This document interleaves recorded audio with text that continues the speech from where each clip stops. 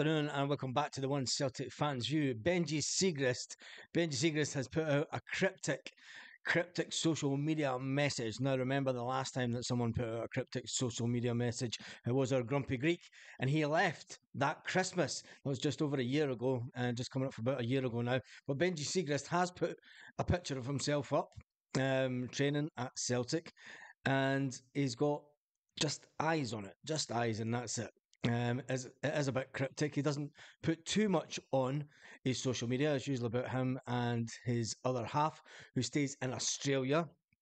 She has spoken about many times about the two of them reuniting in Australia, and it'll be interesting to see, is he maybe saying that he's going to make the bench this weekend, or will Joe Hart be dropped? Will Joe Hart be dropped? And Benji Siegrist, not a chance, surely not. The keeper has been on the bench once this season against Motherwell. That was way back in September time for the suspended Joe Hart. Remember, when Joe Hart got sent off earlier in the season. Celtic only allow limited media access to the training, and which involved all the keepers and all the staff. But there is one picture that Celtic put out, and Benji Siegrist has put it on his social media. He did join as a free agent from Celtic from Dundee United back in 2022. He's not really had a chance. He's been demoted to third choice keeper.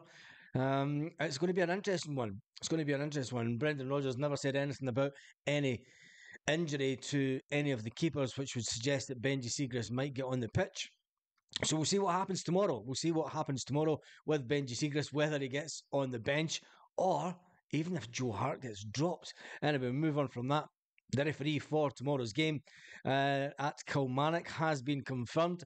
Celtic head back to Kilmarnock, back to Rugby Park, which is going to be a bit of a challenging game. You remember we lost there at the beginning of the season, and it's a bit of a revenge mission. The FSFA have announced that for the match, David Monroe will take charge of the referee, assisted by Graham Stewart, Sean Carr, and Gavin Duncan will fulfil the role as fourth officials. The VAR team will be led by Greg Aitken and Andrew McWilliam. Nudge, nudge, wink, wink, funny handshake stuff. Anyway, we move on from that. That is going to be your officials for tomorrow. Brendan Rodgers' side are in a much better place, he suggested, than we were at the beginning of the season. And Big Chris Sutton's been talking about, and he likes the way that the Celtic bosses reacted over the last couple of weeks. The fact that when we were up in St Johnstone, he basically done a Fergie at half time. And went through the team after that first 45-minute performance, and then the team that came out the second half were much sharper, and they got the goals, they did what was needed. So it'll be interesting to see what happens. And then we'll look at the Hibs game during the week. It was a fantastic result. The criticism was put to bed with an emphatic 4-1 victory over Hibs. And there was a gentle encouragement to Mikey Johnson, and he's been talking about Mikey Johnson over the last couple of days. There's been some refreshing honesty from Brendan Rodgers, says the big man Chris Sutton, and what he wants to do with the likes of recruitment and performance of the current squad. This new look, no bull BS Brendan, he says, is a breath of fresh air. There's no beating around the bush. He has pulled no punches with players, telling the likes of Rocky and Gustav Lagerbielke they need to do more in training.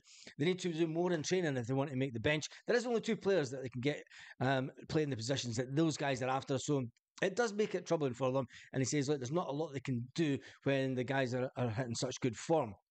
When you hear managers saying things about publicly having a dig at Mikey Johnson, saying he needs to do more on the pitch, he's critical of the winger. He wants the winger to do best. Did Brendan Rodgers then come out and said, look, Mikey Johnson is one of the best things to ever have come out the Celtic Academy. Wow, Brendan, what does that say to Callum McGregor, who's your captain, who's been there since he was 8-year-old? What does that say to Kieran Tierney, that was sold for 25 million? What does that say to Aidan McGeady, that was also sold for good money and then still in the team just now? What does that say to Jamesy Forrest, who's been there and done it for 15 years, and he's done it at the highest level, and he's done it consistently, and he's scored consistently over the last 15 seasons? Brendan, give me a drink of what you've been drinking.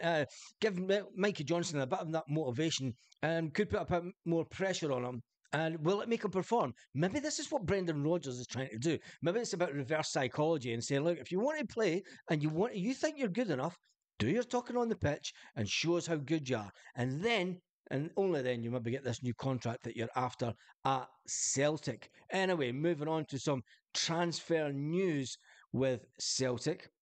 Yes, some transfer speculation. It's all been spoken about all week about Celtic maybe going in for an Aberdeen player. And Joe Harper, the ex-Aberdeen player, this is a cracker, wait till you hear this, says that Aberdeen should hold out for, need a drum roll, 10 million! 10 million pounds. Yes, you heard it right. Joe Harper says that Aberdeen is told to hold out for a transfer fee of at least 10 million for Bojan Miovski. Yes, a player that they bought for 500 grand, and now it seems to think that he's a 10 million pound player. There's no one outside the ourselves and the mob across the road that are going to get anywhere near 10 million for a player in the SPFL. I'm sorry. Not in this day and age. Midweek report said that Celtic could make a January move for him if the offer was 5 million. It would prove pretty difficult for the chairman, Dave McCormack, to turn away. And let's face it, they're down at the bottom of the table. And I did suggest in a video during the week that it would be an ideal time to pursue the player due to the current financial, well, not financial state they're in, because financially they're quite in good position. But when you look at the table, the position in the table, giving Aberdeen £5 million for a player would then allow Aberdeen to go on and spend 1 million on 4 other players, and then they're breaking profit. And then that might help them move up the league. Will they sell their main striker at that time, or will they dig their heels in and say, no, he's our player, we want to keep him? And it could be to the detriment of them, because let's face it, when you're setting bottom, second bottom, Aberdeen, who were once a big mighty club in the 1980s, winning things in Europe and, you know, doing well with Fergie and everything, they have went so far backwards again after losing, well, sacking a manager and letting him go to Kilmarnock. I think that was the wrong thing to do anyway. But if any club wants to sign Bojan, he said, right, he says they should have to pay at least 10 million. Celtic are reportedly weighing up a move for him in January. For Aberdeen's leading scorer, if they make a move for Miovski, they better be prepared to dig deep and splash out 7-figure transfer fee. If Miovski was to move on, I don't think it would be to Celtic. I'm sure that there'll be clubs in England or overseas interested in the 24-year-old striker. We'll soon see in the transfer window. Miovski he's a proven goal. Sorry, but when you look at his record, he only hit a goal-scoring form at Aberdeen. He wasn't as prolific as goal scorer before he came to Aberdeen. So take from that what you want. He's maybe had a good couple of seasons. Happens to strikers, they have a good couple of seasons, and then things could dry up. You never know. But then if he comes to Celtic and he gets the service that Celtic can offer strikers, not just now, because if you look at our own striker who's on a bit of a goal drought, at least they said about that better. Anyway, should Celtic make a move for the player that is out of contract in 2026, the Dons don't have to sell him, he goes on to say. If they do, it'll be on their terms and for big money. Brendan Rodgers does face a dilemma in the next couple of weeks, with Kyogo Furuhashi, and Dyson Maeda all likely to be missing for at least 3 SPFL matches, including matches away to Hibs and Aberdeen.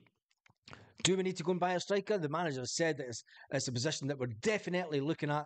It is something that we need to rectify over this transfer window. And let's face it, with O playing so well, what does that do if we go out and buy a striker? Can we accommodate with playing only one striker up front? Can we accommodate just playing one striker at a time?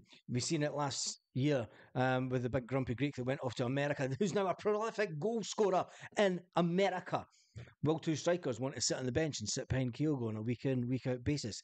Tell me your thoughts in the comments. And on that note, have a fantastic day, Celtic fans.